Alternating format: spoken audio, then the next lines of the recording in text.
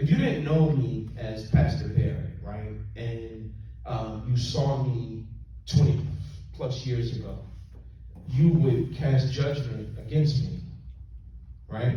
Just think about this. You would say to yourself, based on my current situation at that particular time, he ain't gonna never amount to nothing. That's what you would project. We've all done it. Look at her. She ain't gonna be nothing. Look at them. They just, you know how we do. But that individual could actually be a work in progress as it relates to God. That's good. But I don't have that foresight. I don't see that. I just see what I see right now. And so oftentimes God will tell me to extend to someone else the same grace that he extended to me. All right. And believe that person can change. Now, what I do tell people is this. I just said that, but also tell you this. God has never sanctioned sin. He has never got into agreement with sin. Never. There's no biblical documentation or any evidence aside from Christ coming and taking the sins of the world. There's never will God say, okay, I'm in agreement with your sin. But what he will say is, I love you. I don't like the sin, but I love the sinner. And so God is able to take that person who's a work in progress and see the finished work versus what they walking in now. You understand what I'm saying? So if you take Mike, who was my name was in the streets, and you take Pastor Barrett, it's two separate individuals, but actually the same individual as the vessel is concerned. But the process that was taking place in that vessel, God hadn't completed yet. And so what you saw was just the brokenness, the pieces. And now what you're seeing is the putting together of the pieces that's beginning to shine versus the broken pieces that were dark. Does that make any sense?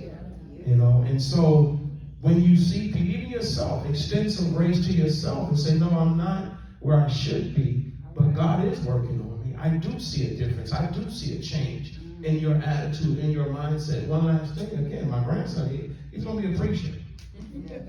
I'm telling you. We leaving for church 2 Sundays ago, and he says to me, Papa, why you don't ever curse? That's what he asked me, right? He said, my mama cursed. She spoke hookah. Why you don't do it? I mean, he was ratting my daughter out, right? So, just today I had him on FaceTime, and he said, no, my mama ain't taking me to church, and she said she was. She said she was sick, she wasn't feeling good, but that was yesterday, so she's feeling better. And so my daughter got on the phone, she said, boy, you better be quiet, But I just told him to stay on and make sure she take you to church, because he wants that. But when I thought about that, he said, why you don't curse? And he thought that was just a norm at 5 years old. Right. So there is a way that you can communicate without verbally sounding like you don't have to sound. Anybody can go there. You look at me when you say that. Yeah, I was trying not to because I told you before. I told you before you ever say that. No, but this is the thing. This is the thing. Let me tell you something. It takes more strength to contain it than it actually does to let it loose. That's with anything. Anything. Listen. Let's be honest. As you walk in this flesh, it is a challenge. Yes, it is. It is a war every day. Yes. Amen. Amen. And you be honest. You can go on social media and be like, okay, Lord, help me, please, give me strength in this area right here. And I ain't got to say what, but you yourself know, because you'll see something that your flesh is like, oh.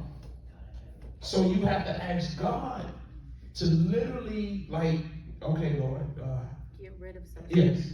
No, you can't get rid of it. You can't get rid of it. I mean, no, I'm just saying in the sense that you have to be careful as to what you take in, right? But as long as we're in this flesh, There are things that we're going to want, we're going to see, but again, it's up to you to make the choice, you know, and you can only go but so far if you walk with God, because He's only going to let you go so far.